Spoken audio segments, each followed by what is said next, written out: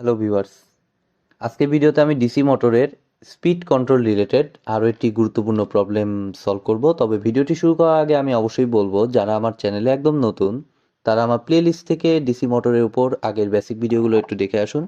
বিশেষ করে DC motor speed control related আমার যে আগের ক্লাসগুলো আছে সেগুলো কিন্তু অবশ্যই লাগবে। তো আজকের প্রবলেমটা তুলনামূলকভাবে অন্যান্য ক্লাসের প্রবলেমগুলো থেকে ইজি, তুলনামূলক একটু কম অ্যানালাইসিস করতে হবে এটার জন্য। তো তারপরও বইতে আছে যেহেতু আমি সলভ করে দিচ্ছি। এটা থ্রেজার বইয়ে 30.11 নাম্বার এক্সাম্পল, এবং কোশ্চেনটিতে দেখুন বলছে a 250 volt shunt motor runs at 1000 RPM at no load and takes 8 ampere. এটা নো লোড কন্ডিশন, এবং এখানে 1000 আরপিএম টেক 8 অ্যাম্পিয়ার। এবং আমি বারবার বলেছি এই টেক করা মানে কিন্তু এটা হচ্ছে লাইন কারেন্ট, ঠিক আছে? অর্থাৎ মোটরের ইনপুট থেকে যে কারেন্টটা নিচ্ছে এটা কিন্তু বারবারই প্রতি ক্ষেত্রেই আমার এইটাই কিন্তু করতেছে। সো এটা নিয়ে কনফিউজড হবেন না, আবার তাড়াহুড়া করে এটাকে আর্মেচার কারেন্ট বাড়ায় দিয়েন না, তাহলে কিন্তু ভুল হয়ে যাবে, ঠিক আছে? সো জিনিসটা খেয়াল রাখবেন। The total armature and shunt field resistances are respectively 0.25 0.2 ohm and 250 ohm. Calculate the speed when loaded, অর্থাৎ লোডেড কন্ডিশনে স্পিডটা চাইছে, এবং লোড কন্ডিশনে আবার বলছে কারেন্ট নিবে হচ্ছে 50 অ্যাম্পিয়ার। ওকে, 50 অ্যাম্পিয়ার অবশ্যই এটা আর্মেচার কারেন্ট হবে না, এটা হবে অবভিয়াসলি আমার কি কারেন্টটা, ওই লাইনের যে কারেন্টটা, ঠিক আছে?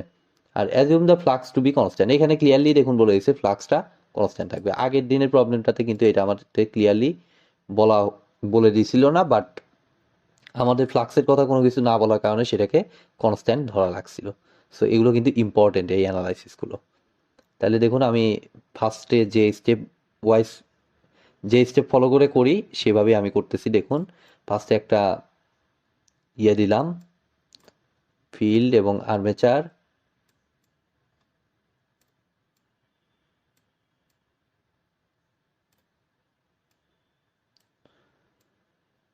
তাইলে এইখানে আমার কত 250 ভোল্ট, যেটা টার্মিনাল ভোল্টেজ অবশ্যই চেঞ্জ হবে না, কোথাও বলে নাই কোশ্চেনে, সো আমাদের চেঞ্জ করা যাবে না।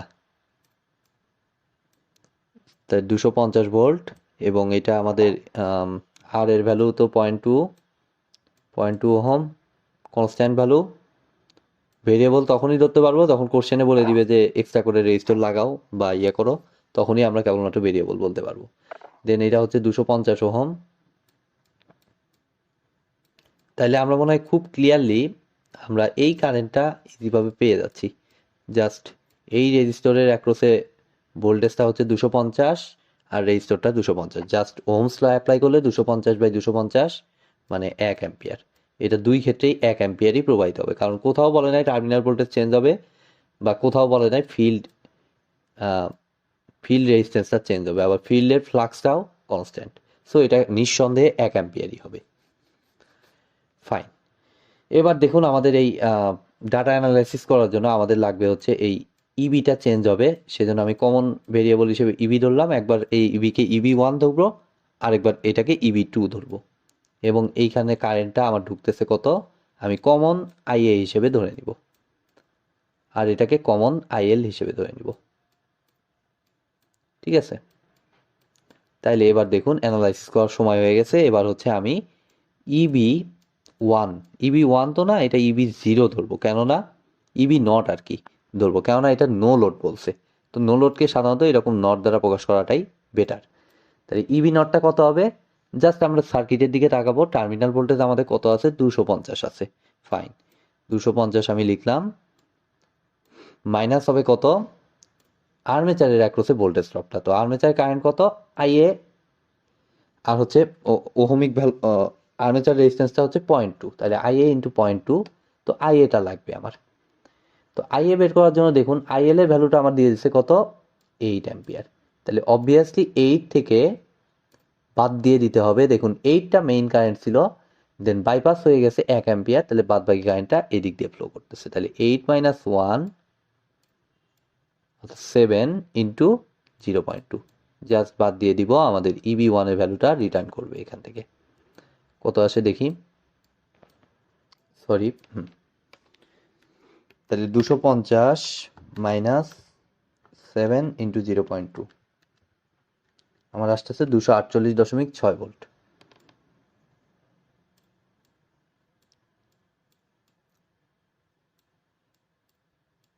এবার আমি দ্বিতীয় ভোল্টেজটা বের করব, ব্যাক ইএমএফ কত সেটাকে ধরলাম, এটাকে মনে করুন ধরলাম EB1 ধরলাম। তাহলে এটা আমার বেসিক্যালি হবে কত, টার্মিনাল ভোল্টেজ যা ছিল তাই থাকবে।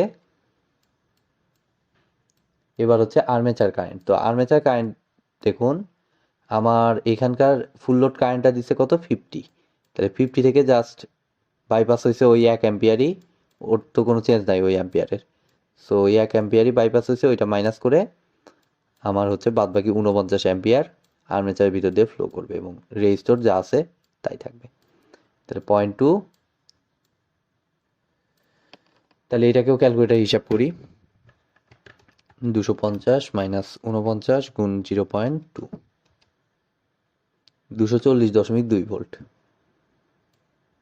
হোয়াট এভার, এইটা আমি 240.2 ভোল্ট। ফাইন। এবার আমরা একটু স্পিডটা দেখবো। স্পিডটা নো লোডে আমাদের কত, N0 N0 আর কি ইজ ইকুয়াল টু কত দেয়া, 1000 RPM দেয়া। তো এটাই লিখবো। আমাদের বের করতে হবে কি, সেটাও আমাদের ফোকাস করতে হবে। আমাদের বের করতে হবে হলো ফুল লোড স্পিডটা, অর্থাৎ এন এর ভ্যালুটা আমাদের বের করতে হবে। N1 অ্যাকচুয়ালি, এখানে N1 ধরবো যেহেতু এটা 1 ধরছি। তাহলে N1 is equal two watt, এটা আমাদের বের করতে হবে। আর ফ্লাক্স টু বি কনস্ট্যান্ট, অর্থাৎ φ1 is equal to φ2 is equal to constant value. তাহলে এখন আমরা হেল্প নিব কিসের, আমরা জাস্ট হেল্প নিব ইএমএফ ইকুয়েশন। তো ইএমএফ ইকুয়েশনটা আমাদের কি বলে, সিম্পলি এটা আমাদের বলে EB is equal to φZN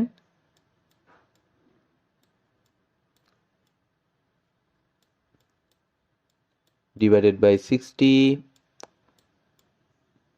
কতবার যে এই ইকুয়েশন লিখলাম হিসাব ছাড়া, মেশিন মানেই এই ইকুয়েশন ঠিক আছে, ইন্টু পি বাই এ। তো সেম মোটর মানে হচ্ছে P constant, A constant, number of parallel path, number of pole, number of conductor constant, একমাত্র ভেরিয়েবল হওয়ার চান্স আছে ফ্লাক্স এবং স্পিড। তার ভিতর ফ্লাক্সটাও বলে দিচ্ছে আমার কনস্ট্যান্ট, ঠিক আছে। তাহলে ফ্লাক্স 60 এগুলোও কনস্ট্যান্ট, একমাত্র আমার স্পিডটা চিটে আমি মানে উপরে যা লিখে রেখেছি সেটা অনুযায়ী ভেরিয়েবল। তাহলে ইবি ইজ প্রপোর্শনাল টু এন, এক কথায়।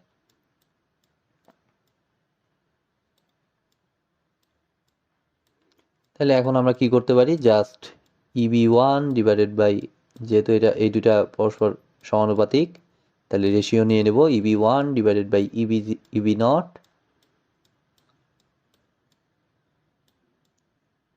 Is equal to N1 divided by N not.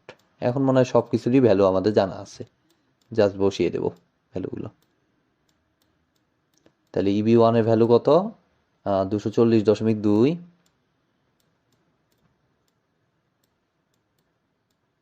Divided by আমাদের EB নটের ভ্যালু 248.6,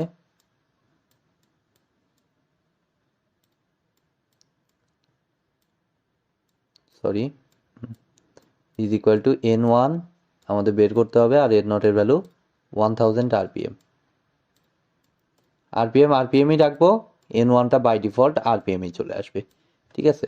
সো কোনো সমস্যা নাই, আমরা N1টা এখন ক্যালকুলেটর থেকে আমরা বের করব। দেখি কত আসে,